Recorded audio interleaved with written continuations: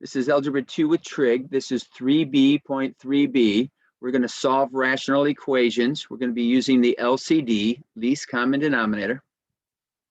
When a rational equation is not expressed as a proportion, you can solve it by multiplying each side of the equation by the least common denominator of the rational expressions. Now, a proportion, remember that was from our first lesson. The proportion is when you have a fraction equal to a fraction. In this case, we have multiple fractions. We have these two fractions being added, and then it equals another one. A proportion is only if you have two fractions equaling each other. So there are some strategies. Some people would say you can add these two together by getting common denominators. Then you can cross multiply to get your answer. Totally works. There are multiple ways to solve these. One method is to use the LCD like we've been talking about in other lessons. So we're going to talk about the LCD for this method. We look at the 2, x minus 1, x minus 1. So the denominators are different. So we need to include those in our LCD. These two are the same. I don't have to include an additional one because this needs it once, this needs it once, so it's satisfied with the x minus 1. So once you identify what your LCD is, you're going to multiply that to each of the fractions, each of the tops of the fractions. Notice you do not need to get common denominators. You don't have to change the equation for that. It's a method, you can do it that way, but you don't need to. We're going to multiply all the tops. And before we actually do all those calculations, let's reduce what we can. So the 2's cross out, and we're left with 3x minus 3. Then we have a plus. The x minus 1 crosses out with the x minus 1. And we have 2 times 4, which is 8. We have our equal sign. The x minus 1 crosses out. And I'm left with 2 times x plus 1. So I can distribute that in there. 2x plus 2. So by multiplying through by the LCD, we got rid of all of the denominators.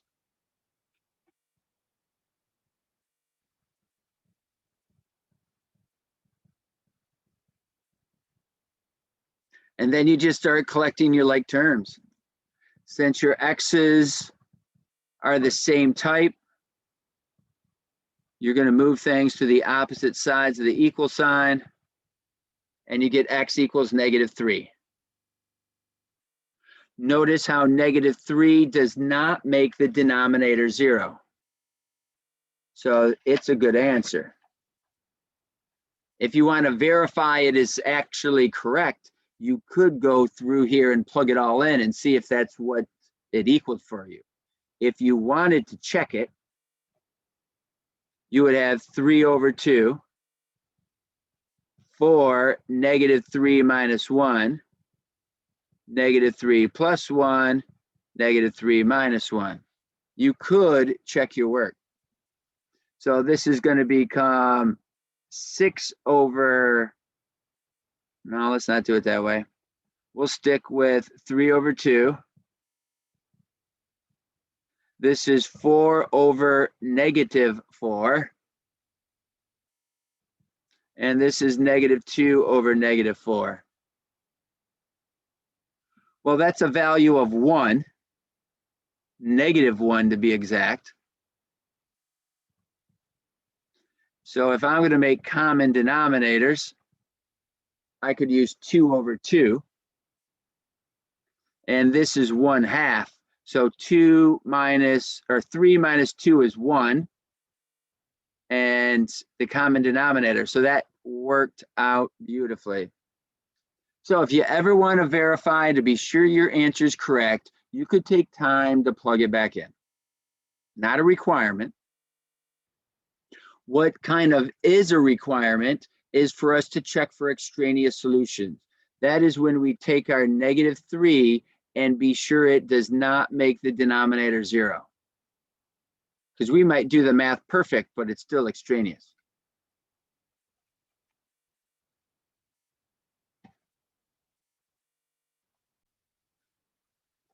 Moving on to our second one, if you notice that middle term has an x squared minus 9. So the x squared minus 9 can be broken down into x minus 3, x plus 3, because it is the difference of two squares. It can be factored apart. These are conjugates because there's no middle term. So when you FOIL this together, the middle terms cross out. Positive 3x, negative 3x makes 0 x's in the middle. So your LCD, if this denominator is x minus 3, this denominator is x minus 3 and x plus 3. This one is just x plus 3. What they all would, to make them all the same, we could make them all x minus 3, x plus 3. That would be your LCD. That would be your least common denominator. So we'll take that now and multiply it to all three terms.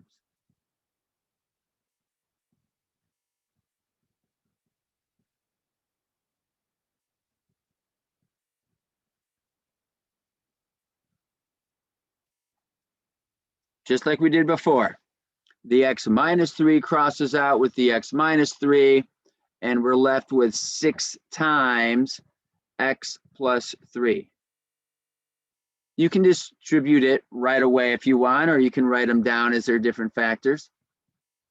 Here, the x minus 3 crosses out, the x plus 3 crosses out, and I'm left with just 8x squared minus x plus 3's cross out. I'm left with 4x and x minus 3. So now, if you didn't do it earlier, you've got to distribute. Watch this sign. We've talked about it before. When the negative is part of the problem, it causes more people to get it incorrect because you've got to distribute it to both parts of your binomial. So you get a negative 4x squared. Most people would get that, but you've got to be sure to have a positive 12x, because a negative times a negative makes a positive. So collect your like terms, and we get 4x squared minus your 6 across. It's going to give us positive 6x minus your 18 across. Now you have nothing left on that side. Looks like an even number. They're all even. So I could factor out a 2.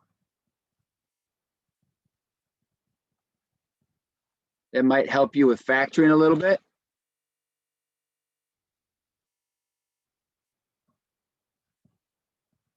So this is going to be 2x times x, because that's how you would FOIL together to get 2x squared. Now we've got two choices for what 9 can be, 3 times 3 or 9 times 1. It looks like if this was a 3 and I was doing FOIL, I would get 6. If that was a positive 6 and a negative 3, 6 minus 3 gives me 3. So that's how we can guess and check our way through multiplying that together. And then, of course, your negative and your positive make -9. You don't need the 2 anymore. You can consider that being divided. 0 divided by 2 is 0. Now you would set each of these equal to 0 for the zero product property. Add the 3, divide by the 2. We get -3. First thing we talked about was to check for extraneous solutions. It doesn't look like 3 halves would give us any problem, but the number -3, -3 minus 3 gives us -6. That's okay to have. But -3 plus 3, that gives us 0 in the denominator. We can't have 0 in the denominator. So that makes it an extraneous solution.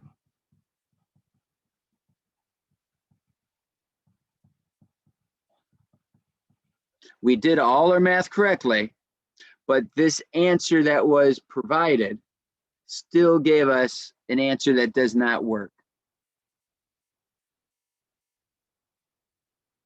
That happened because we did multiplying to values.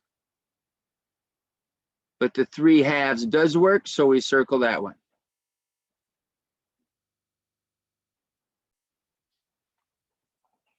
We'll move on to the other ones. You can go ahead, pause the video, work through these problems, and then come back and watch me solve through them. Try it on your own. Find the LCD. All right, let's take a look at what we have. Remember that we have x squared minus 1, and we can factor that apart. That's the difference of 2 squares. So now when we look at our 3 denominators, we have x minus 1. We actually have 1, and we have x minus 1, x plus 1. So x minus 1, those match. And then I would also need another x plus 1. So that would be our LCD. X minus 1, x plus 1. So we're going to take the x minus 1 and the x plus 1 and multiply it to every term.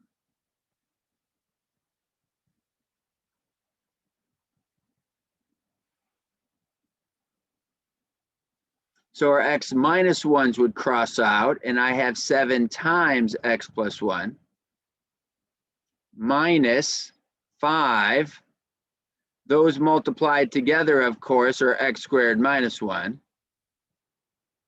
And my x minus 1 is going to cross out, and my x plus 1 is going to cross out. That's what this is. So I'm left with 6. So we keep going. We have 7x plus 7, negative 5x squared plus 5 equals 6. Add the 5x over, 5x squared. Subtract the 7x over. This is 12, so when you subtract it across, you're going to get -6. Then we can be ready to factor. The only way to get 5x squared is to do 5x times x. Now there's a couple different ways to get 6. You can do 6 and 1. You can do 2 and 3. So if you plug in a 3 here, that would be 5 times 3 is 15. But then I have to have a 2, and that doesn't get to 7. If this is a 2, that makes 10, a -10, and a +3 gives me -7. They multiply to be -6. Signs are different. So then I do the zero product property.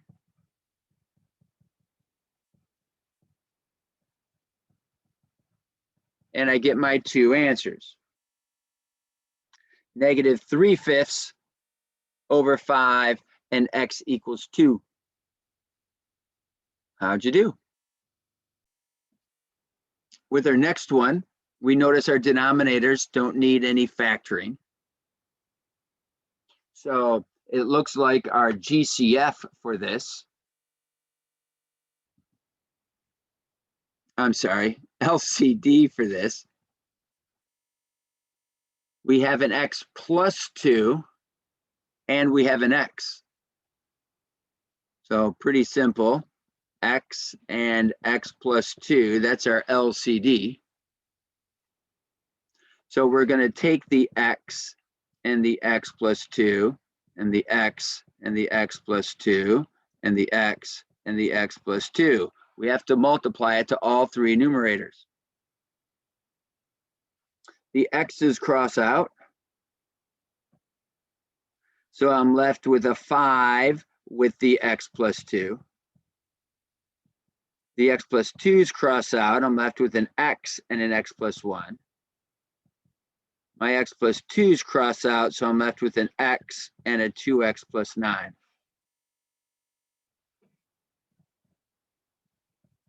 Five x plus 10, x squared plus x,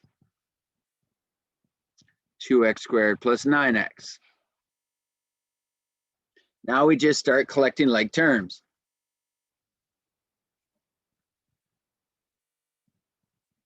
I move my x squared to the side because I want to keep my final x squared positive. I want that to be a positive 1. So I'm not going to subtract the 2 across. I'm going to subtract the 1 across. So this is a total of 6. So if I minus the 5x and I minus the 1x, that's a total of 6x.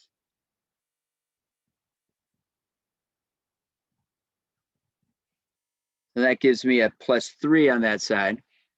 And minus the 10 and minus the 10.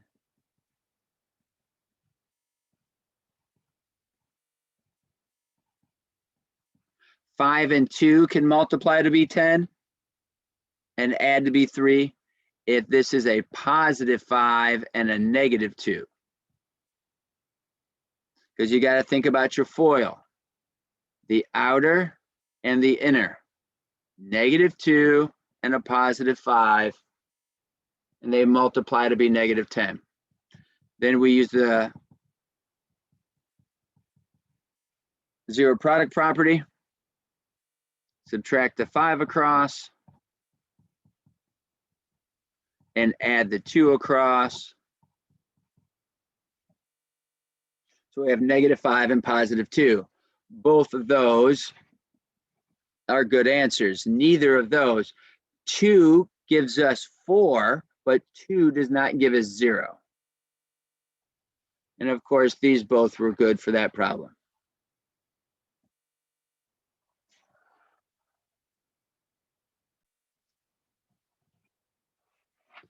So we'll flip over and we will try this tennis question.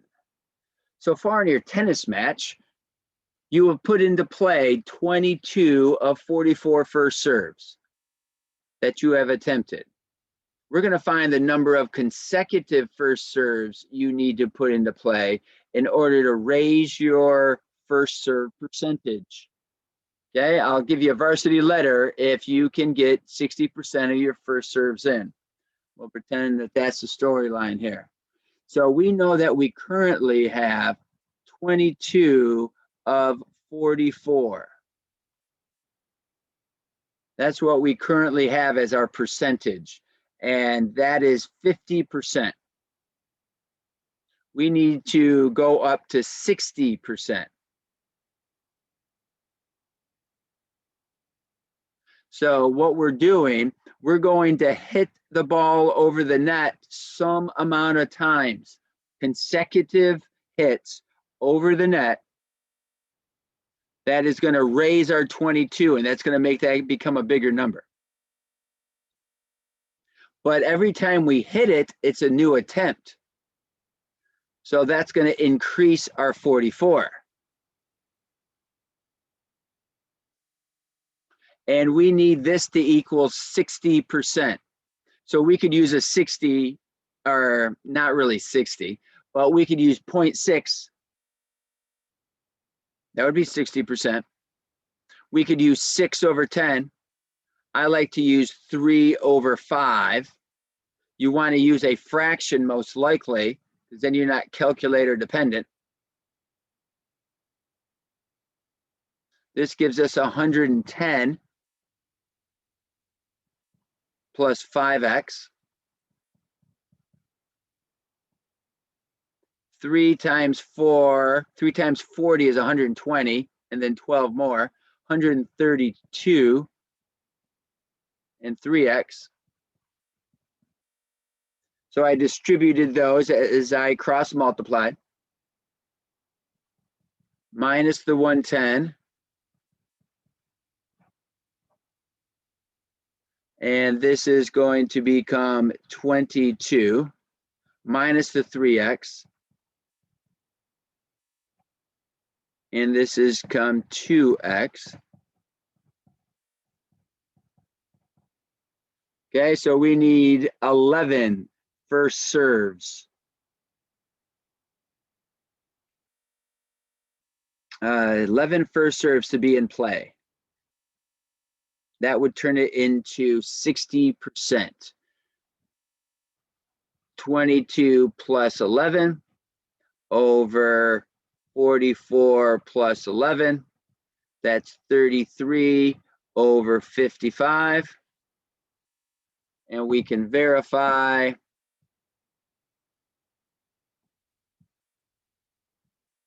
that 33 over 55 is 60%. So it's a good way to check your work. Sure, it makes sense. All right, last one. Okay, try this one on your own. Pause the video, give it a try, and then watch it get done. So we have an LCD with a value of just x. X is the only denominator. So we're going to multiply all the terms by x.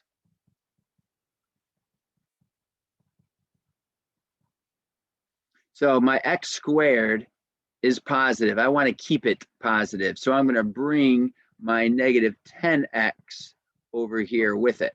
So I have x squared minus 10x, and I'm just going to reorganize and put my 24 on the other side, but it's still on the same side of the equal sign. It does not become positive.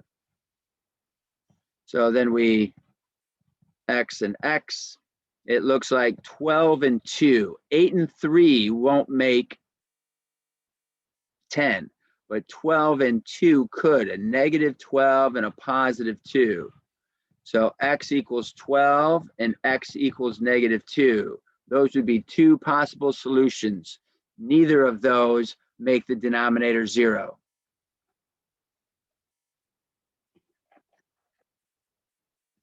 All right, good job, everybody.